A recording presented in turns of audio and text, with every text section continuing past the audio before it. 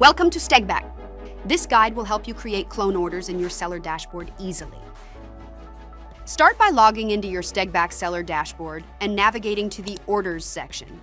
Click on All Orders to view your order list, then select the order you want to copy. Once you open the order, click on Clone Order to create a duplicate. After that, choose the necessary order details and submit your request. Your clone order is now ready. This feature helps you quickly duplicate orders, modify details if needed, and save time when processing similar purchases. Each cloned order gets a new ID for accurate tracking. Orders stay on hold until payment is confirmed. Cloned orders are set to offline for manual transactions. Billing and shipping addresses remain the same as the original. SKUs, products, and quantities are copied exactly. Logs who cloned the order for accountability. Prices remain the same as the original order. If product prices change later, update them accordingly. Clone orders quickly and easily.